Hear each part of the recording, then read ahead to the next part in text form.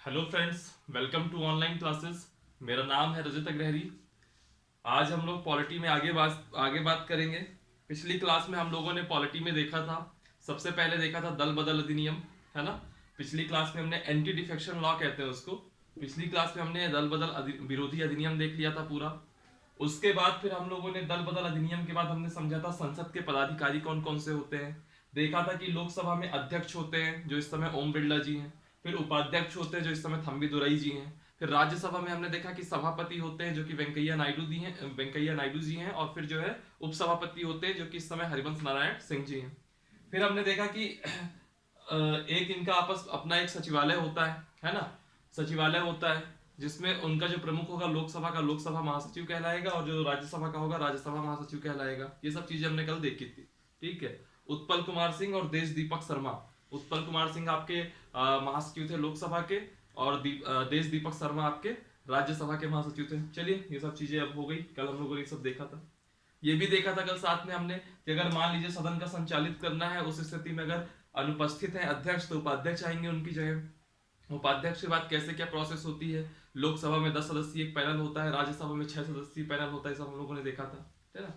फिर इसके बाद हम लोगों ने देखा था इनको हटाया कैसे जा सकता है। तो हमने ये देखा कि इनको प्रभावी बहुमत से, इफेक्टिव मेजोरिटी से हटाया जा सकता है। और ये हम लोगों ने सबसे पहली क्लास जो पॉलिटी की थी जिसमें मैंने मेजोरिटी के टाइप्स बताए थे, वहां पे भी हमने देखा था। आज हम आएंगे, बात करेंगे अध्यक्ष की शक्तियां, पावर ऑफ स्पीकर। अध्यक्ष की शक्तियां, पावर्स ऑफ स्पीकर, है ना। जो लोकसभा का अध्यक्ष है, जैसे कि इस समय ओम बिरला है, उनके पहले सुमित्रा महाजन जी थी, ताई, जो कि इंदौर की सांसद थी, है ना। तो अध्यक्ष की शक्तियों की बात की जा रही है। यहां पे हम दो चीजें देखेंगे। पहले हम देखेंगे कि अध्यक्ष की शक्ति के क्या क्या क्या है। ठीक है। फिर हम देखेंगे अध्यक्ष की शक्ति के बाद फिर हम देखेंगे कि अध्यक्ष के पद को लेकर के कैसे कैसे विवाद चल रहे हैं। ठीक है। सबसे पहले हम बात करते हैं अध्यक्ष की शक्तियों को लेकर के। तो अध्यक्ष की शक्तियों में मैं एक एक चीज नहीं लिखूंगा, मतलब मैं पॉइंट बना दूंगा और आपको समझाता जाऊंगा, है ना। क्योंकि इसमें मैं केवल वही चीज में फोकस करना चाहता हूं जो आपके एग्जाम ओरिएंटेड है। क्योंकि अध्यक्ष की शक्तियां तो ऐसे बहुत सारी हैं, है ना।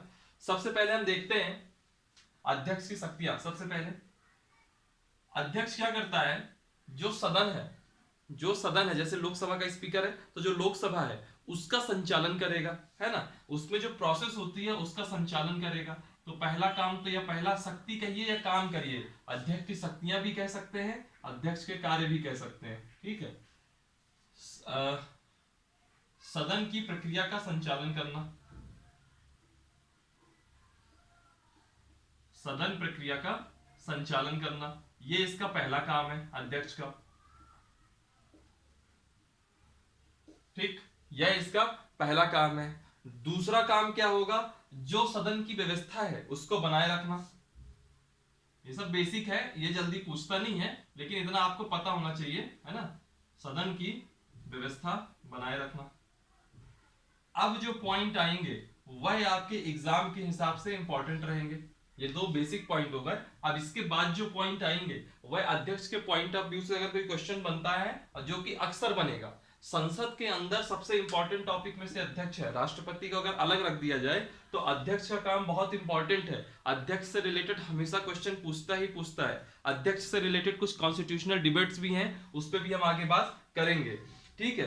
तीसरा काम क्या है, इसका एक बहुत ही इंपॉर्टेंट काम है, धन विधेयक को प्रमाणित करना। मैं भी आपको इसका मतलब बताता हूं। बहुत लोगों को लगेगा ये हो क्या गया, धन विधेयक कहां आ गया, है ना।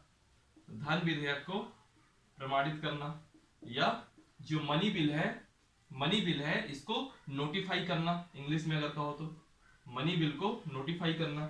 अब देखिए, मेरी बात सुनिएगा। अभी हम लोग क्या पढ़ रहे हैं, अध्यक्ष की शक्तियां पढ़ रहे हैं। अध्यक्ष की शक्तियों के बाद हम देखेंगे प्रोटेम स्पीकर क्या होता है। उसके बाद हम देखेंगे संसद के विशेषाधिकार क्या क्या होते हैं। तो उसमें व्यक्तिगत विशेषाधिकार, सामूहिक विशेषाधिकार देखेंगे। और एक आध चीजें देखने के बाद जो है सेशन देखेंगे कि कितने सेशन होते हैं हमारी संसद में, और सेशन कैसे बुलाने का क्या प्रावधान है, यह सब देखेंगे, है ना। उसके बाद हम लोग बात करेंगे विधेयकों के ऊपर। विधेयकों के ऊपर जब बात करेंगे तो वहां हम बात करेंगे सबसे पहले साधारण विधेयक, फिर संविधान संशोधन विधेयक, कॉन्स्टिट्यूशनल अमेंडमेंट। फिर इसके बाद हम बात करेंगे धन विधेयक और वित्त विधेयक। यह धन विधेयक और वित्त विधेयक बहुत ज्यादा हॉट टॉपिक रहा जब बीच में कुछ साल पहले एक विवाद हुआ था आधार के मुद्दे को लेकर के। कहा गया कि आपने इसको धन विधेयक बना करके पास करा लिया, जबकि वह वित्त विधेयक के अंतर्गत आता था। थोड़ा सा नॉइज हो रहा होगा, एक आध 10 सेकंड की बात है, नॉइज चला जाएगा, है ना, उसके लिए बहुत सॉरी। ठीक है, तो धन विधेयक और वित्त विधेयक का वहां हम अच्छे से डिबेट देखेंगे उस जगह पे। अभी सिर्फ आप इतना समझिए कि धन विधेयक को प्रमाणित करने का काम अध्यक्ष का होता है। लोकसभा स्पीकर इस धन विधेयक को प्रमाणित करेगा। लोकसभा स्पीकर इस धन विधेयक को प्रमाणित करेगा। और याद रखिएगा, इस धन विधेयक को जो प्रमाणित करने की शक्ति है, यह राज्यसभा के सभापति की शक्ति नहीं, राज्यसभा के सभापति की शक्ति नहीं है। ठीक है, राज्यसभा के सभापति की शक्ति नहीं है, बल्कि यह शक्ति सिर्फ और सिर्फ लोकसभा के स्पीकर की है। क्या है? धन विधेयक को प्रमाणित करना। क्वेश्चन आएगा कि धन विधेयक को निम्न में से कौन प्रमाणित करता है? विकल्प रहेंगे, पहला वित्त मंत्री, दूसरा लोकसभा स्पीकर, तीसरा राष्ट्रपति, चौथा प्रधानमंत्री। आप क्या कहोगे उस टाइम पे? स्पीकर, यानी कि लोकसभा का अध्यक्ष। ठीक है, फिर चौथा पॉइंट देखिए, मैंने आपको बताया था कुछ बार, शायद अभी चर्चा नहीं हुई होगी, हाँ नहीं हुई अभी चर्चा उसकी। होता क्या है, जब कोई बिल आता है साधारण विधेयक के रूप में, साधारण विधेयक के रूप में जब कोई बिल आता है, पहले मान लीजिए वो लोकसभा गया, लोकसभा से वह पास हो गया। ठीक है, लोकसभा से पास होने के बाद वो बिल जाएगा राज्यसभा के पास। तो राज्यसभा ने अगर उसको मान लीजिए पास नहीं किया, उसको रद्द कर दिया, यानी कि लोकसभा और राज्यसभा दोनों के बीच में गतिरोध हुआ होगा। तो वैसी स्थिति में अगर बिल पास कराना है तो उसका एक तरीका होता है कि दोनों सदनों की संयुक्त बैठक कराइए, लोकसभा और राज्यसभा दोनों की संयुक्त बैठक कराइए। और जब दोनों की संयुक्त बैठक होगी, दोनों की लोकसभा और राज्यसभा के सदस्यों की संयुक्त बैठक होगी, तो उस बैठक में फिर साधारण बहुमत से उसी बिल को अगर पास हो गया तो बिल पास माना जाता है। तो संयुक्त बैठक का कॉन्सेप्ट अभी जब आगे देखेंगे, लोकसभा और राज्यसभा की तुलना करेंगे आगे, जब भी क्लास चलेगी तो हम इसको बहुत डिटेल में देखेंगे। ठीक है, मैं ये पॉइंट क्यों समझा रहा था, संयुक्त बैठक का बात क्यों कहा, ये देखिए, अध्यक्ष की शक्ति के अंतर्गत ही एक काम और आता है कि अध्यक्ष जो है संयुक्त बैठक, दोनों सदनों की संयुक्त बैठक की अध्यक्षता करता है। ऐसा लगता है अभी जब मैं रिकॉर्ड करने जा रहा था उसके पहले तक पूरी शांति थी, जैसे ही रिकॉर्डिंग चालू हुई वैसे ही सारे व्यापारी यहीं आ गए, है ना। चलिए, चौथा पॉइंट है संयुक्त बैठक की अध्यक्षता करता है। इससे रिलेटेड एक चीज और देखिएगा,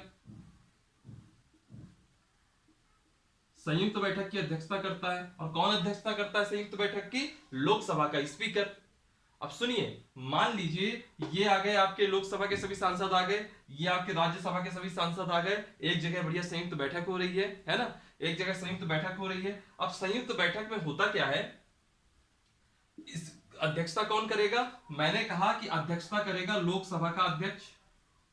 अब लोकसभा के अध्यक्ष कहें कि आज मेरा पेट खराब है, आज मैं नहीं आऊंगा, तब कौन करेगा? तब करेगा अगर लोकसभा का अध्यक्ष अवेलेबल नहीं है तो उस समय करेगा जो लोकसभा का उपाध्यक्ष होगा। अब लोकसभा के उपाध्यक्ष भी कहते हैं नहीं नहीं नहीं भैया, आज मेरी भी तबीयत खराब है, मैं भी नहीं आ पा रहा। इस कंडीशन में क्या होगा? इस कंडीशन में क्या होगा, अक्सर लड़के कह देते हैं सभापति। सभापति यानी कि राज्यसभा के सभापति, यानी कि जो उपराष्ट्रपति हैं वह अध्यक्षता करेंगे। तो याद रखिएगा, अध्यक्ष नहीं है तो उपाध्यक्ष, और उपाध्यक्ष नहीं है उस कंडीशन में उपसभापति।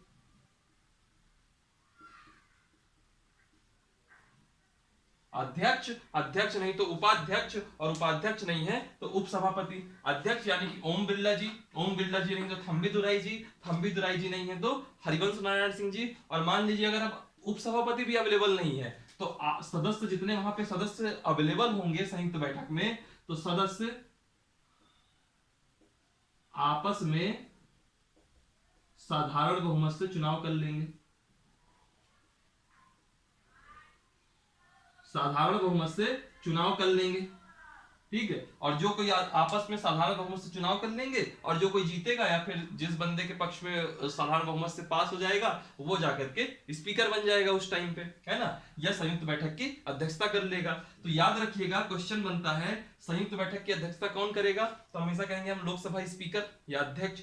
और अगर वो अवेलेबल नहीं है तो उपाध्यक्ष वह भी नहीं है तो उपसभापति भी नहीं है तो सारे सदस्य आपस में साधारण बहुमत से चुनाव कर लेंगे। ठीक है, एक चौथा पॉइंट इनका ये हुआ। ठीक, एक पांचवा पॉइंट समझिएगा, कि जो लोकसभा का अध्यक्ष होता है यह हमेशा सदन में या वोटिंग के समय निर्णायक मत देता है, निर्णायक मत डालता है। अब आप लोग के समझ में नहीं आ रहा होगा निर्णायक मत का मतलब क्या हुआ, है ना। मैं फिर बोल रहा हूं, ये हर पॉइंट को आपको पता होना चाहिए कि हर पॉइंट का मतलब क्या है और हर पॉइंट कहता क्या है। दरअसल क्या होता है, जो क्वेश्चन पेपर में आते हैं ना, जब क्वेश्चन पेपर आएगा आपका तो उसमें क्या होता है, हर एक स्टेटमेंट के ऊपर आपका क्वेश्चन बनेगा, हर एक स्टेटमेंट के ऊपर। जैसे धन विधेयक को कौन प्रमाणित करेगा, आप कहोगे स्पीकर। संयुक्त बैठक की अध्यक्षता कौन करेगा, आप कहोगे स्पीकर। निर्णायक मत कौन डालेगा, आप कहोगे स्पीकर। और फिर मैं संयुक्त बैठक क्या होता है ये मैं आपको डिस्कशन में बता रहा हूं, बाकी जो पॉइंट्स मैं लिख रहा हूं पॉइंट्स यही इंपॉर्टेंट है। आज अब बात करते हैं निर्णायक मत की। इस निर्णायक मत का मतलब क्या होता है, मान लीजिए कि आज के दिन कोई विधेयक आया, ठीक, कोई भी बिल आया, कुछ भी आया, कोई ऐसी बात हो गई जहां वोटिंग करनी है। सदस्य लोकसभा में कितने हैं, 545। लेकिन मान लीजिए कि उस दिन जब वोट होना है तो वोट पड़े कितने, 200। कितने वोट पड़े, मान लीजिए 200 पड़े, यानी कि उपस्थित और मतदान करने वालों की संख्या मान लीजिए, एक हाइपोथेटिकल सिचुएशन ले लीजिए, 200 है। ठीक, 200 में से एक ऐसी सिचुएशन, या तो फिर एक के पक्ष में 101 हो जाए और एक के पक्ष में 99 हो जाए, तो 101 वाले की बात मान ली जाएगी, है ना। मान लीजिए कि उस दिन ऐसी सिचुएशन बनी कि एक के पक्ष में 100 जन ने वोट डाला और दूसरे के पक्ष में भी 100 लोगों ने वोट डाला, मामला तो टाई हो गया। तो क्या करोगे ऐसी स्थिति में, क्या करोगे ऐसी स्थिति में, क्या होता है ऐसी स्थिति में, अब क्या हो गया, किस चीज में बात फंस गई। अब बात हो गई कि निर्णय क्या लिया जाए, इसके पक्ष में निर्णय जाए या इसके पक्ष में निर्णय जाए। तो उस निर्णय शब्द से लीजिएगा निर्णायक मत, यानी कि अब स्पीकर वोट डालेगा या अध्यक्ष वोट डालेगा, और जो स्पीकर वोट डालेगा उसको कहेंगे हम निर्णायक मत। हमेशा की स्थिति में स्पीकर, जैसे नॉर्मली वोटिंग चल रही है ना, तो स्पीकर का काम वोटिंग करने का नहीं होता है, स्पीकर कभी वोट नहीं डालता है। स्पीकर कब वोट डालेगा, स्पीकर तब वोट डालेगा जब जैसे ऐसे मामला कोई फंस गया, कुछ ऐसा पेचीदा मामला फंस गया कि अब दोनों पक्ष में बराबर बराबर वोट पड़ गए, उस स्थिति में स्पीकर एक निर्णायक वोट डालेगा और स्पीकर जिस पक्ष में जाएगा वह पक्ष मान लिया जाएगा। स्पीकर अगर उस बिल के पक्ष में होगा तो बिल पास हो जाएगा, बिल के विपक्ष में होगा तो बिल वहीं से रद्द हो जाएगा।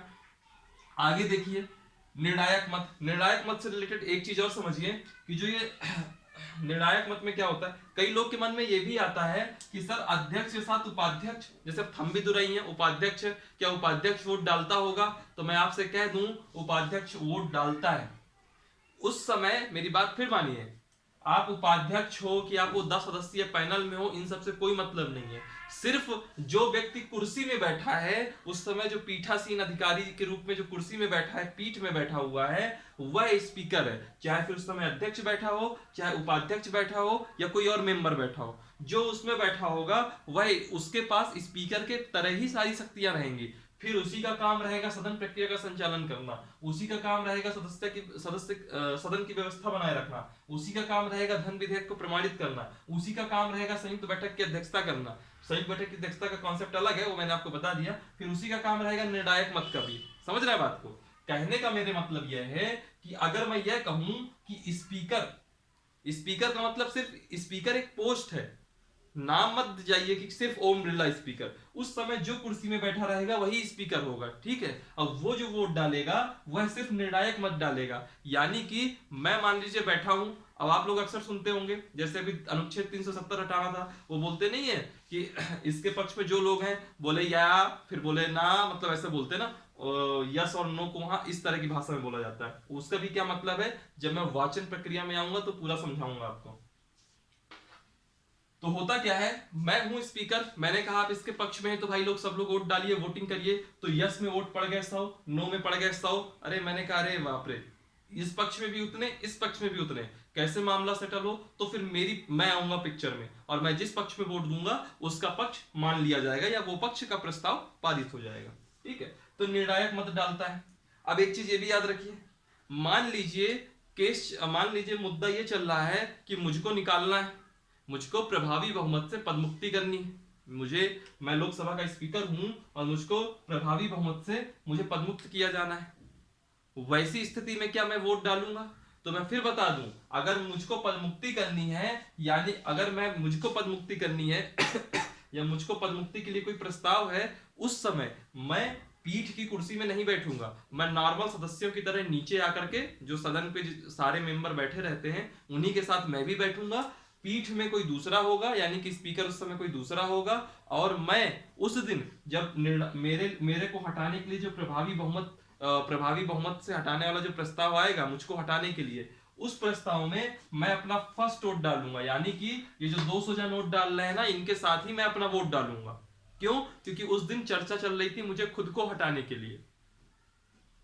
समझ रहे बात को? तो वो जो मेरा वोट होता है उसको हम कहते हैं प्रथम वोट या प्राइमरी वोट, या ये जो 200 वोट हैं इनको कहेंगे प्राइमरी वोट। ये जो 100 दोनों पक्ष में पड़ गए इनको कहेंगे प्राइमरी वोट। और अगर कभी मामला टाई हो जाए दोनों के बीच में, तो फिर जो स्पीकर वोट लेता है या स्पीकर वोट डालता है उसको हम कहेंगे निर्णायक मत।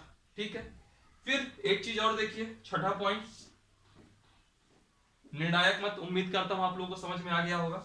अगला पॉइंट देखिए कि जो दल बदल अधिनियम है, जो कल हम लोगों ने पढ़ा था, दल बदल विरोधी अधिनियम, एंटी डिफेक्शन लॉ,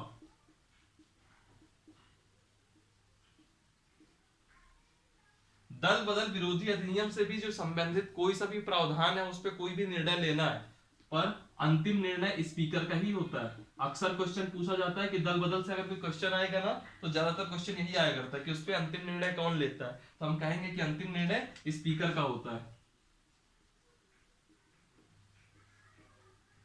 स्पीकर कहिए या लोकसभा अध्यक्ष कहिए, दोनों बात एक ही है। ठीक है, ये 6 पॉइंट आपने देखा। एक चीज और होता है बैठक का स्थगन करना। जैसे सदन चल रहा है, अभी जैसे आप लोगों को दिख रहा होगा बजट सेशन चल रहा है, बजट सेशन जब खत्म होगा तो उस दिन स्पीकर कुछ देर का एक स्पीच देंगे, उसमें वो सब कुछ बताएंगे कि आज हमने इस सेशन में हमने इतना इतना काम किया, इतने घंटे तक बैठक चली, इतने बिल पारित किए गए, ये सब चीजें वो चर्चा करेंगे और फिर बैठक का स्थगन करेंगे, है ना। तो बैठक का जो स्थगन होता है यह 2 प्रकार का होता है। एक होता है साधारण स्थगन और एक होता है साइन डाई स्थगन। आप सोच रहे होंगे ये साइन डाई कैसा नाम आ गया, है ना। साधारण स्थगन में क्या होता है कि अगर मैं आज अपने सदन का स्थगन कर रहा हूं, तो साधारण स्थगन में यह भी बता दूंगा कि अगली बार सदन कितनी देर में चलेगा, यानी कि नेक्स्ट टाइम जब सदन चलना होगा उसकी मैं तिथि, उसका मैं समय सब बता पाऊंगा, वह साधारण स्थगन के अंतर्गत आएगा। ठीक है, और अनिश्चितकालीन के लिए बंद कर देना वह साइन डाई कहलाता है, कि मुझको पता ही नहीं है कि अब मैं अगला सेशन कब चलेगा, वह साइन डाई स्थगन कहलाता है। तो यह सब चीजें थी आपकी अध्यक्ष की जो है शक्तियां या अध्यक्ष के कार्य। आई होप ये आपको पूरा समझ में आया होगा, इसीलिए मैंने डिटेल में इसको एक एक पॉइंट देखा, लिखता गया मैं एक एक पॉइंट, लेकिन उस पर डिटेल मैंने पूरा आपसे बात करी। ठीक है, तो ये थी अध्यक्ष की जो लोकसभा स्पीकर होते हैं उनके कार्य, और उम्मीद करता हूं इसमें से आपको कोई भी क्वेश्चन आएगा तो आपसे मिस नहीं होगा। चलिए जल्दी से रिकॉल कर लीजिए क्या क्या था। मैंने इसीलिए मिटा दिया ताकि आप भी मेरे साथ रिपीट करें तो आपको याद हो जाए। पहला था सदन प्रक्रिया का संचालन करना, दूसरा था सदन में व्यवस्था बनाए रखना, तीसरा था धन विधेयक को प्रमाणित करना, चौथा था जब संयुक्त बैठक हो लोकसभा और राज्यसभा की तो उसकी अध्यक्षता करना, पांचवा क्या था, याद करिए, पांचवा क्या था, एक पॉइंट ये था आपका निर्णायक मत वाला, निर्णायक मत देता है, प्रथम वोट नहीं देगा लेकिन निर्णायक वोट देगा। छठा क्या था कि दल बदल विरोधी अधिनियम से जो प्रावधान होंगे उसके संबंधी, उसमें जो अंतिम निर्णय होगा वह इसी स्पीकर का होगा। नेक्स्ट पॉइंट क्या था, स्थगन को लेकर के, कि 2 प्रकार के स्थगन करता है सदन का, एक साधारण स्थगन और एक साइन डाई स्थगन, और इसके बाद स्पीकर का पॉइंट खत्म हो गया। ठीक, अब इसके बाद हम बात करते हैं, एक पद है, बहुत फेमस पद है, प्रोटेम स्पीकर।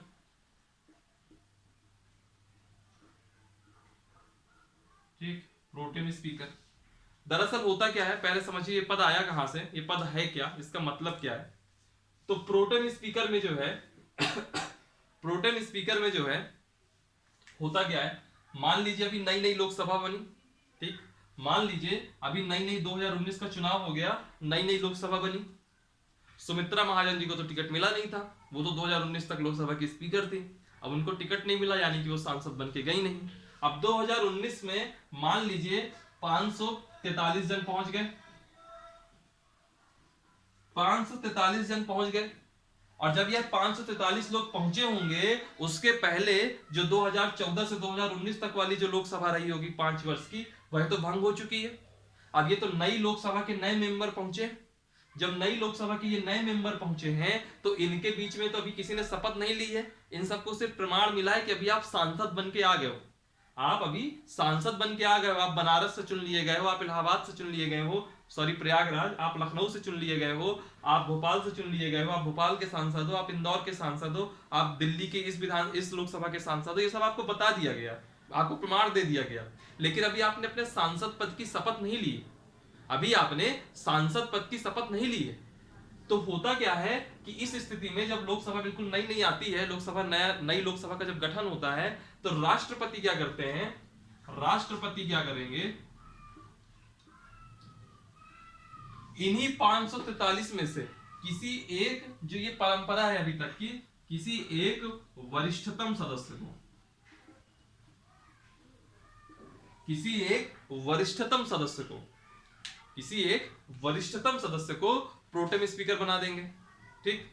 वरिष्ठतम सदस्य को जब आप प्रोटेम स्पीकर बनाएंगे तो वह एज अ प्रोटेम स्पीकर दो कार्य करेगा, एज अ प्रोटेम स्पीकर वह दो कार्य करेगा। पहला, जो नए सांसद चुनकर आए हैं, नए सांसदों को शपथ दिलवाएगा।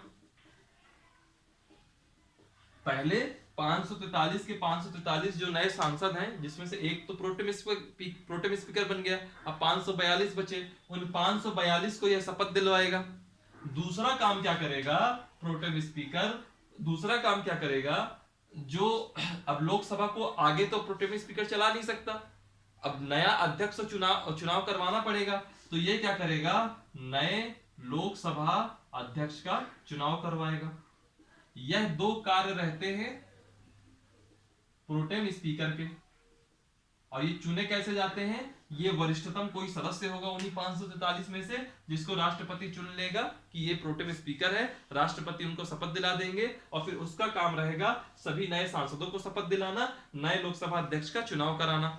अब मेरी बात सुनिए एक चीज और, प्रोटेम स्पीकर में जो ये वरिष्ठतम सदस्य है, इसका मतलब उम्र से नहीं है, वरिष्ठतम सदस्य का मतलब उम्र से नहीं है। आप 2014 में पहुंच जाइए, जब 2014 में नई नई लोकसभा बनी, नरेंद्र मोदी जी पूर्ण बहुमत के साथ, या बीजेपी या एनडीए जो पूर्ण बहुमत के साथ आ गई, उस स्थिति में क्या हुआ था कि सबसे ज्यादा उम्र किसकी थी उस समय, जो सांसद थे जितने बने थे 543 सांसद, उनमें सबसे ज्यादा उम्र किसकी थी, आप देखोगे तो लाल कृष्ण आडवाणी गांधीनगर से चुन के आए थे, उनकी उम्र भी 90 के आसपास रही होगी उस टाइम पे, मुझे एग्जैक्टली याद नहीं है, मतलब उनकी उम्र ज्यादा थी। लेकिन प्रोटेम स्पीकर किसको बनाया गया, प्रोटेम स्पीकर बनाए गए थे 2014 में कमलनाथ जी, कमलनाथ जी को प्रोटेम स्पीकर बनाया गया। अब कमलनाथ जी की उम्र आडवाणी जी से तो ज्यादा नहीं थी, लेकिन इनको क्यों प्रोटेम स्पीकर बनाया गया, उनको क्यों नहीं बना दिया गया, तो मैं फिर बोल रहा हूं, वरिष्ठतम सदस्य का मतलब यहां उम्र से नहीं है, बल्कि वरिष्ठतम सदस्य का मतलब यह है कि आप कितने वर्षों तक सांसद के रूप में कार्य किए। और यकीन मानिए जो कमलनाथ है वो शायद 7 या 8, मतलब वो अच्छी खासी कई सालों से सांसद है, उतने सीनियर आडवाणी भी नहीं है as a member of parliament, ठीक है। तो ये बात है और कुछ नहीं, और ऐसा कोई कंपलसरी नहीं है कि वरिष्ठतम होगा तो ऐसी कोई मतलब उसकी शर्त है, ये कोई अनिवार्य शर्त नहीं है, ये तो एक परंपरा बन गई है और कुछ नहीं, ठीक है। और अभी 2019 में अगर आपसे पूछ लिया जाए कि कौन थे तो लोकसभा के प्रोटेम स्पीकर, तो आप कहोगे वीरेंद्र कुमार, ये बीजेपी के सांसद हैं, ठीक है, ये एक आदिवासी समूह से आते हैं वीरेंद्र कुमार जी, इनको बनाया गया था। तो यह पॉइंट थे प्रोटेम स्पीकर के। तो प्रोटेम स्पीकर जनरली कौन बनते हैं, वरिष्ठतम सदस्य बनते हैं, जिनको राष्ट्रपति नियुक्त करता है, और दो कार्य हैं, नए सांसदों को शपथ दिलाना और नए लोकसभा अध्यक्ष का चुनाव कराना। अब इसके पहले मैं आगे बढ़ूं, अभी जो मैंने अभी थोड़ी देर पहले आपको टॉपिक पढ़ाया लोकसभा का अध्यक्ष, तो लोकसभा के अध्यक्ष से रिलेटेड थोड़ी सी एक डिबेट है, उसको भी देख लीजिए। दरअसल होता क्या है कि इस लोकसभा के अध्यक्ष के पद के ऊपर कई सारे विवाद हैं। विवाद क्यों है, उसके पीछे भी कुछ वजहें हैं, उन वजहों को देखते हैं। इसको सब मैं लिखाऊंगा नहीं इसलिए क्योंकि यह मेंस का विषय है, लेकिन फिर भी जब चूंकि यहाँ से चर्चा चल ही रही है, स्पीकर के बारे में हम लोग इतनी बात की है तो थोड़ी और सही। होता क्या है कि भारत में जो लोकसभा का अध्यक्ष है उसको वह प्रतिष्ठा वह सम्मान नहीं मिला होता जो ब्रिटेन में मतलब जो अध्यक्ष होगा ना उसका सम्मान अलग है। क्लेम ये किया जाता है कि जो हमारा संविधान है वो ब्रिटेन से पूरी तरीके से प्रेरित है ना। तो आदमी यह भी कहेगा कि भैया अगर ब्रिटेन से प्रेरित है तो हमारे यहाँ के स्पीकर को उतनी प्रतिष्ठा उतना सम्मान क्यों नहीं है। तो उसके पीछे कुछ रीजन है। दरअसल क्या होता है कि हमारे भारत में जो लोकसभा के स्पीकर बनते हैं ना वो किसी दल से चुन करके आएंगे। सुनिएगा बात को, वो किसी दल से, जैसे ओम बिरला अभी आए तो ओम बिरला किससे थे, बीजेपी से ही तो हैं। कोटा से सांसद रहे तो बीजेपी से ही सांसद हैं, वो बीजेपी से ही सांसद हैं, तभी तो वो स्पीकर बने। ठीक, दूसरी चीज देखिएगा, अब वो अध्यक्ष जब बन गए, ओम बिरला जब वो अध्यक्ष बन गए तो क्या उन्होंने बीजेपी से इस्तीफा दे दिया, क्या नहीं दिया ना, अभी भी वो बीजेपी में ही है। दूसरा पॉइंट देखिएगा, वह मान लीजिए स्पीकर बन गए तो क्या स्पीकर बनने के बाद कल के दिन कोटा में एक चुनावी रैली हो जाए या जहां के वो सांसद हैं उस जगह पे कोई एक जो उनकी पॉलिटिकल पार्टी है भारतीय जनता पार्टी, उससे रिलेटेड कोई फंक्शन हो जाए या कोई प्रोग्राम हो जाए तो क्या वो नहीं पहुंचेंगे, वो 100% पहुंचेंगे। क्यों, क्योंकि भले ही वो लोकसभा के स्पीकर है लेकिन वह जुड़े हुए हैं किससे, अपनी पार्टी से। पार्टी उनसे अभी नहीं छूटी है, पार्टी अभी भी उनके साथ चिपकी हुई है। फिर अब अध्यक्ष के मतलब कुल मिला के मेरे कहने का मतलब यह है कि अध्यक्ष बनने के बावजूद भी वह पार्टी के जो एक्टिव काम है उनपे वह जो पार्टी के जो क्रियाकलाप है उनमें वो एक्टिव है, यानी कि अभी भी वो पार्टी से चिपके हुए हैं। तीसरा पॉइंट देखिएगा, अब वापस से जब 2024 का चुनाव होगा लोकसभा का, अगर ओम बिरला को चुनाव जीतना है, ओम बिरला अगर सांसद बनना चाहते हैं, लोकसभा का सदस्य बनना चाहते हैं, तो वापस किसके पास जाएंगे, बीजेपी के ही पास जाएंगे, कहेंगे भैया हमको टिकट दे दो, यानी कि उनको वापस से फिर उसी दल से आगे चुनाव लड़ना है। तो बनी सी बात है कि उनका एक पक्षपाती पूर्ण रवैया रहेगा ही रहेगा सत्ता पक्ष के तरफ। हालांकि वो कोशिश करेंगे दिखाने की कि नहीं नहीं नहीं मैं निष्पक्ष हूं, लेकिन ऐसा होता नहीं है, कहीं ना कहीं वो पक्षपात दिख ही जाता है। बहरहाल एक पॉइंट और देखिए, अगर मैं बीजेपी हूं, मैं पूर्ण बहुमत में हूं, तो मैं ओम बिरला को कभी भी हटा सकता हूं प्रभावी बहुमत के माध्यम से। तो ओम बिरला उस वजह से भी दबे रहेंगे। कहने को तो समझ रहे हैं, ये सब कुछ ऐसे रीजन है जिसकी वजह से हमारे यहाँ उनको एक पक्षपात पूर्ण पद माना जाता है लोकसभा स्पीकर को, इसीलिए उनकी इतनी कोई खास इज्जत प्रतिष्ठा सम्मान उस तरह का नहीं। लेकिन ब्रिटेन में ऐसा नहीं,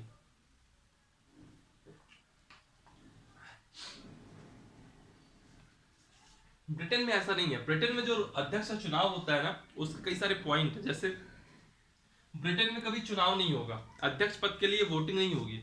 ब्रिटेन में हमेशा वो आम सहमति से चुना जाता है। कौन, स्पीकर।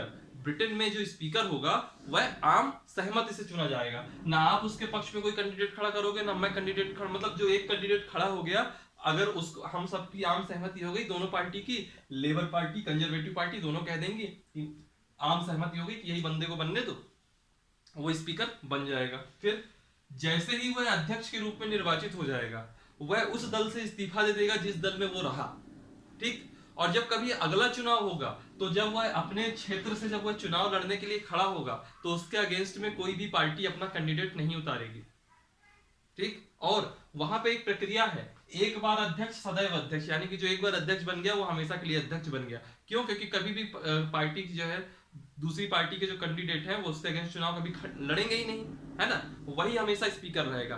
तब उसके पद की उसकी जो पोस्ट है वह उसके लिए सिक्योर हो गई। अब अगर उसकी पोस्ट सिक्योर हो गई तो बनी सी बात है कि अब वह एक निष्पक्ष रूप में काम कर सकता है, उसके ऊपर किसी भी पार्टी का कोई दबाव नहीं है। इवन वह पेरेंट पार्टी जिस पार्टी से वह आया है, चाहे वह लेबर पार्टी हो या कंजर्वेटिव पार्टी हो, वो पार्टी का भी उस पर कोई दबाव नहीं रहेगा, तो उसके जो कार्य रहेंगे वह पूरी तरीके से निष्पक्ष रहेंगे। ठीक है, ऐसे करके कुछ डिबेट्स हैं। बहरहाल आज अभी के लिए इतना ही रखते हैं इसमें, ठीक है। अब इसके बाद हम बात करते हैं संसद के विशेषाधिकार।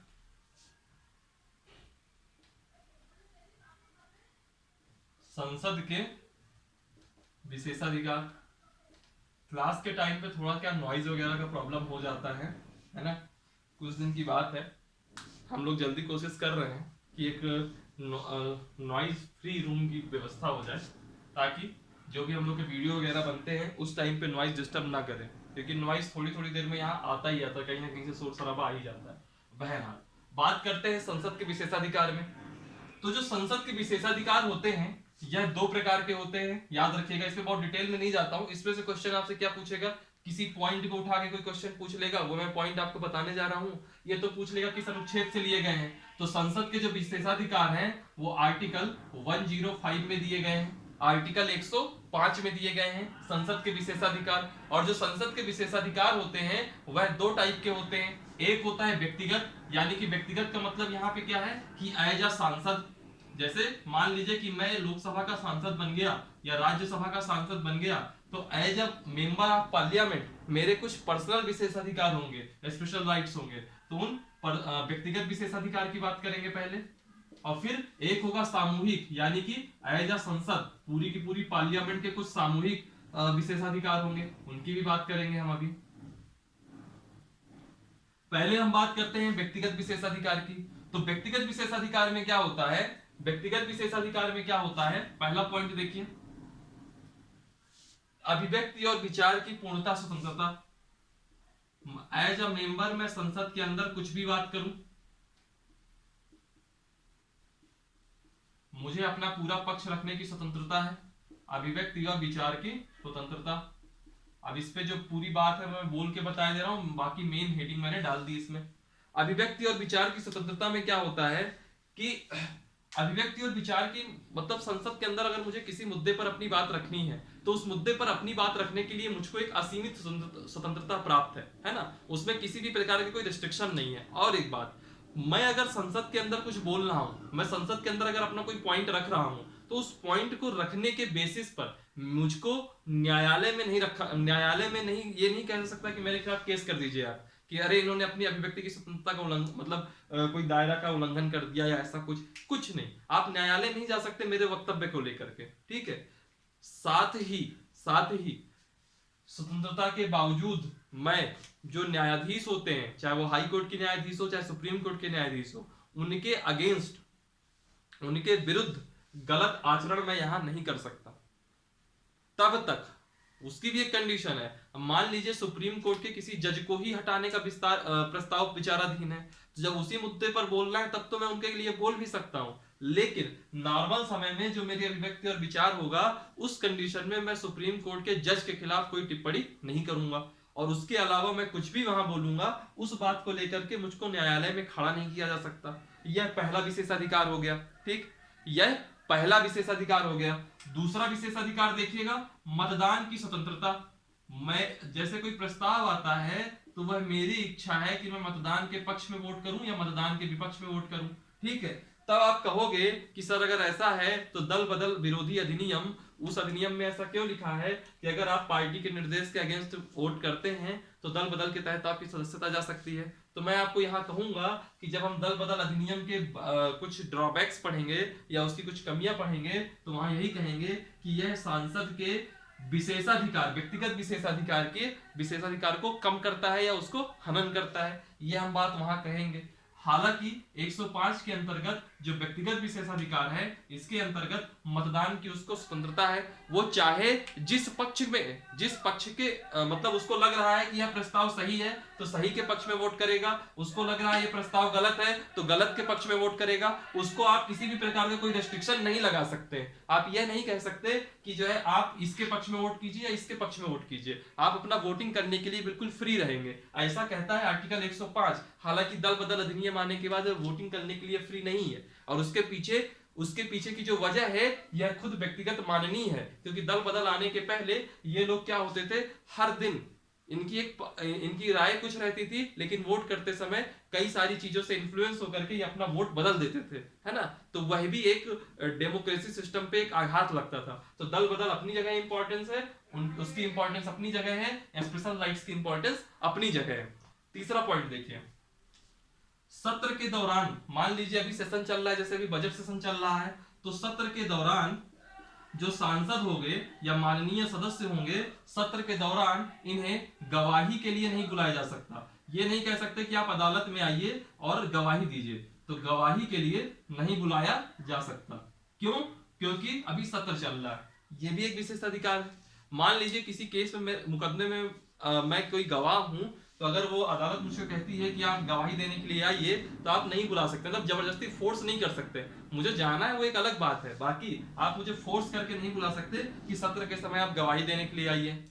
एक चीज और देखिएगा, सत्र प्रारंभ होने से 40 दिन पहले, सत्र प्रारंभ होने से 40 दिन पहले, ठीक, और जब तक सत्र चले, यानी कि सत्र के दौरान, ठीक। और एक चीज देखिएगा, सत्र खत्म होने के 40 दिन बाद,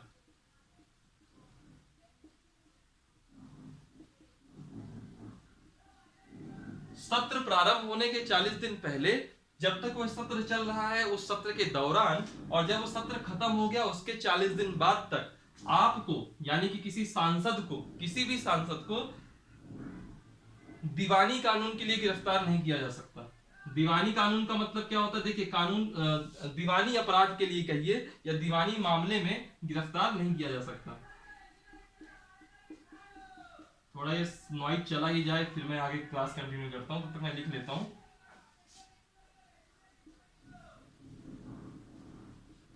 क्या है, ये ऐसे कॉलोनी है ना कि यहाँ हर थोड़ी थोड़ी देर में नॉइज आता ही रहता है। पॉइंट है कि सत्र प्रारंभ होने के 40 दिन पहले, सत्र के समय और सत्र खत्म होने के 40 दिन बाद तक दीवानी मामले, दरअसल दो टाइप के क्राइम होते हैं। एक होता है दीवानी यानी कि सिविल क्राइम, और दूसरा होता है आपका आपराधिक, यानी कि जो आपराधिक वाला, क्रिमिनल वाला जो कानून है ना। तो क्या होता है कि आप दीवानी मामले में, जैसे कोई जमीन का मामला है, ठीक है, कोई टैक्स का मामला है, इन सब मामलों में आप गिरफ्तार नहीं कर सकते मुझको। कब तक? सत्र के 40 दिन पहले, सत्र के समय और सत्र के 40 दिन बाद आप नहीं गिरफ्तार कर सकते।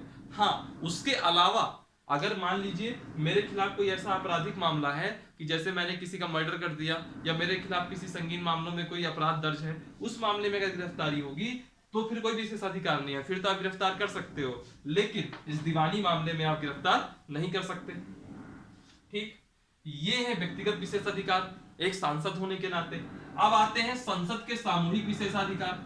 जो संसद का सामूहिक विशेषाधिकार होगा वह क्या है, वह देख लीजिए। तो संसद का जो सामूहिक विशेषाधिकार होगा उसमें सबसे पहले आता है, संसद के सामूहिक विशेषाधिकार में जो सबसे पहले आएगा वो ये आएगा कि सदन की कार्यवाही के बीच में, जैसे मान लीजिए सदन की कार्रवाई चल रही है, तो सदन में जो नीचे कार्रवाई चल रही होती है ना, ऊपर गैलरी बनी रहती है। अभी कोरोना टाइम में तो गैलरी में कोई नहीं जाता, उसमें अभी खुद मेंबर्स ही बैठे हैं क्योंकि दूर दूर सोशल डिस्टेंसिंग मेंटेन करनी है। बाकी नॉर्मल टाइम का मैं बता रहा हूँ, ऊपर जो गैलरी रहती है उसको कहते हैं दर्शकों की गैलरी। यानी कि अगर आपको जो है किसी दिन संसद की कार्रवाई देखने का इंटरेस्ट है तो आपका एक विजिटर पास बनाया जाता है, आप विजिटर पास टांग करके आप वहां से बैठ करके पूरी की पूरी कार्रवाई को देख सकते हैं कि आपके द्वारा चुने गए माननीय सांसद वहां कैसे कैसे व्यवहार करते हैं, कैसे वो अपना काम करते हैं, है ना। लेकिन कभी स्पीकर को लग जाए कि यार नहीं यार, अब कोई आज देखेगा नहीं, आज जो काम होगा बिल्कुल साइलेंट होगा, बाहरी व्यक्ति जितने हैं सबको बाहर करो, तो बाहरी व्यक्ति को संसद,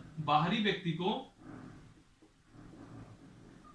कार्यवाही से या कार्यवाही के समय बाहर कर सकती है, यानी कि सदन के बाहर कर सकती है।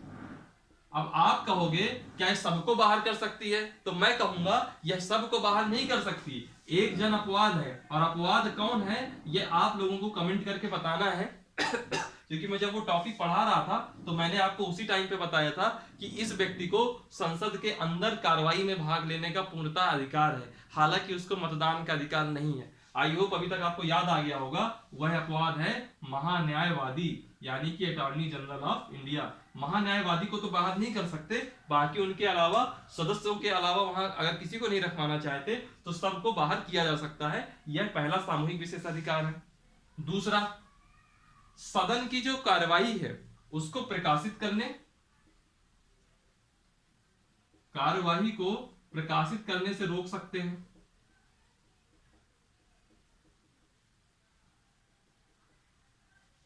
कार्यवाही को प्रकाशित करने से रोक सकते हैं। सदन यह कह सकता है कि यह कार्यवाही को प्रकाशित नहीं होना चाहिए, तो उससे रोका जा सकता है।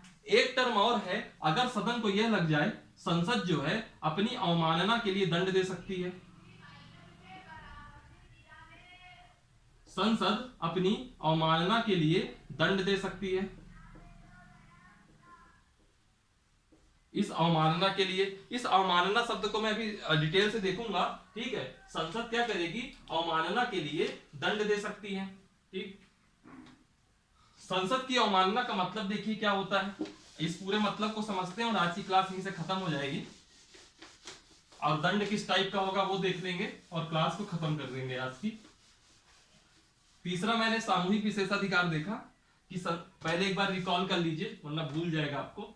संसद का विशेषाधिकार, व्यक्तिगत विशेषाधिकार, पहला क्या है, पहला यह है कि संसद, प्रत्येक सांसद को अपनी अभिव्यक्ति और विचार रखने की असीमित स्वतंत्रता है। न्यायालय के अगेंस्ट नहीं करेगा टिप्पणी, न्यायाधीश के अगेंस्ट कोई टिप्पणी नहीं करेगा, लेकिन अगर न्यायाधीश के मामले में भी कोई विचाराधीन मामला है तो उस पर टिप्पणी कर सकता है। दूसरा यह है मतदान करने की स्वतंत्रता। तीसरा पॉइंट यह है कि सत्र के दौरान उसको गवाही देने के लिए नहीं बुलाया जा सकता। चौथा पॉइंट यह है कि सत्र चालू होने के 40 दिन पहले, सत्र के दौरान और सत्र खत्म होने के 40 दिन बाद तक आप जो है उसको दीवानी मामले में गिरफ्तार नहीं कर सकते सांसद को। फिर आते हैं सामूहिक विशेषाधिकार। पहला है कि बाहरी व्यक्ति को अपनी कार्यवाही के समय से बाहर कर सकते हैं, महान्यायवादी को छोड़ करके। दूसरा है सदन अपनी कार्यवाही को प्रकाशित करने से रोक सकती है। और तीसरा है अपनी अवमानना के लिए वह दंड दे सकती है। अब बात आती है अवमानना। अवमानना का मतलब होता है कोई भी ऐसा आचरण करना जिससे संसद की गरिमा खत्म हो या कम हो, है ना। ऐसा आचरण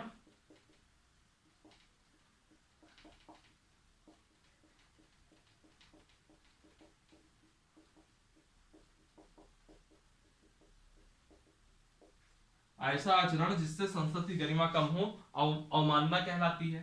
जैसे मान लीजिए आप कभी कोई ऐसा कमेंट कर देते हैं, ऐसा कुछ कार्य कर देते हैं, ऐसा कुछ आर्टिकल वगैरह लिख देते हैं, लेख वगैरह लिख देते हैं जिससे कि संसद की मर्यादा भंग हो जाए, एक पॉइंट हो गया। दूसरा पॉइंट देखेंगे आप, जैसे संसद की कार्यवाही चल रही है उस कार्यवाही में अगर आप बाधा डाल दें, ठीक। तीसरा पॉइंट आप देख लीजिए, संसद जैसे मना कर दे कि ये वाली कार्यवाही को आप लोग को प्रकाशित नहीं करना, बावजूद इसके अगर कोई संसद की कार्यवाही को प्रकाशित कर दे, ठीक। और चौथा जो है, जैसे मान लीजिए कोई मंत्री है, उस मंत्री ने अपने बयान में किसी भी प्रकार का झूठ बोल दिया और वह पकड़ गया कि ये झूठ बोल रहा है, उसको भी अवमानना कहा जाता है। तो अवमानना की स्थिति में दो प्रकार के दंड होते हैं। पहला होता है धिक दंड, जिसको हम लोग कहते हैं मौखिक धिक दंड। अक्सर आप लोग देखते होंगे जब भी कोई मंत्री स्पीच कर रहा होगा या कोई अपोजिशन का लीडर स्पीच कर रहा होगा तो उस टाइम पे क्या होता है, अगर इस पक्ष का स्पीच हो रहा है तो ये पक्ष, इस पक्ष का स्पीच हो रहा होगा तो ये पक्ष, अक्सर बीच बीच में नारे लगाते रहते हैं सेम सेम सेम, है ना। तो वह सेम सेम क्या होता है, एक प्रकार का धिकदंड है। धिकदंड का मतलब होता है मौखिक, ठीक है, ये एक धिकदंड हुआ। और जो दूसरा होता है, संसद अपनी अवमानना के लिए कारावास की भी सजा सुना सकता है, कारावास के लिए, ठीक है। कारावास का जो दंड होता है वह जनरली कब तक चलता है, तो इसमें आप कह सकते हो जब तक उस दंड का सत्र चलना होगा तब तक वह दंड चलेगा, इससे ज्यादा नहीं चलेगा। और एक चीज मैं बता दूं, संसद की अवमानना के लिए कोई ऐसा कोई कोड नहीं है, विधिक संहिताकरण नहीं है। अगर आप सोचिए कि अवमानना के लिए प्रॉपर एक जैसे आईपीसी बनी होती है, कोई गाइडलाइन होगा, ऐसा कुछ नहीं है, कोई विधिक संहिताकरण नहीं है। बहुत शार्ट में, संक्षेप में दिया हुआ है आर्टिकल 105 में, कोई बहुत डिटेल में नहीं दिया हुआ है। और क्यों दिया गया है ये भी सुनिएगा। जनरली हम लोग ये मान के चलते हैं कि जो भी ब्रिटेन में, जो कुछ भी ब्रिटेन में अवमानना के पॉइंट है वो यहाँ पे भी है, जनरली हम लोग ये मान के चलते हैं। लेकिन विधिक संहिताकरण क्यों नहीं किया गया, कोडिफिकेशन क्यों नहीं किया गया, उसके पीछे भी एक अच्छा सा तर्क दिया जाता है।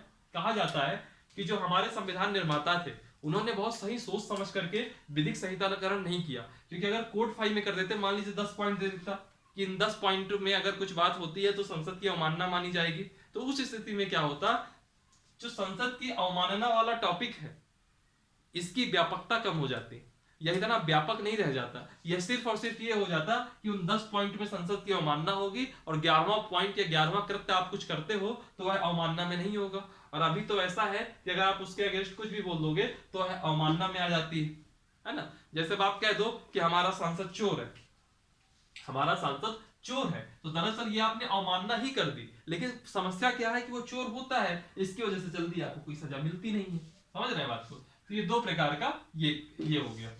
आज की क्लास यहीं तक रहेंगी। आज हम लोगों ने क्या क्या पढ़ा उसको रिकॉल कर लीजिए। आज हम लोगों ने सबसे पहले देखा अध्यक्ष की शक्तियां, फिर हमने देखा संसद के विशेषाधिकार आर्टिकल 105, व्यक्तिगत विशेषाधिकार और सामूहिक विशेषाधिकार। और आज की क्लास को हम लोग यहीं तक रखते हैं। ठीक, कल से हम लोग देखेंगे संसद के सत्र वगैरह देखेंगे, आर्टिकल 85 समझेंगे, 85 में क्या कहता है, सेशन कितने होने चाहिए, सेशन कैसे चलते हैं, ये सब चीजें कल हम लोग देखेंगे, है ना। आज की क्लास को यहीं से एंड किया जाए। आप लोग इस वीडियो को लाइक करिए, कमेंट करिए, किसी पॉइंट में कोई डाउट है, समझ में नहीं आया है, उसका आप कमेंट बॉक्स में लिखिएगा, मैं उसका रिप्लाई करूंगा। वीडियो को ज्यादा से ज्यादा शेयर करिए, चैनल चैनल सब्सक्राइब कीजिए, अपने फ्रेंड्स वगैरह से सब्सक्राइब करवाइए। और डिस्क्रिप्शन बॉक्स में जाएंगे आप तो टेलीग्राम करके एक लिंक होगी, उसको जरूर ज्वाइन कीजिए। टेलीग्राम में ऐसे क्वालिटी कंटेंट वगैरह, क्विजेस वगैरह आते रहते हैं जो आप लोग के लिए बहुत इंपॉर्टेंट है ना। तो आप जरूर इन सब चीज़ों में पार्टिसिपेट करिए और हंसते रहिए और पढ़ते रहिए। और जो थोड़ा बीच बीच में नॉइज होता है उसके लिए सॉरी, कुछ दिन में इस नॉइज की जो प्रॉब्लम है सॉर्ट आउट हो जाएगी। ठीक है, चलिए फिर आज के लिए इतना ही रखते हैं। Thank you so much.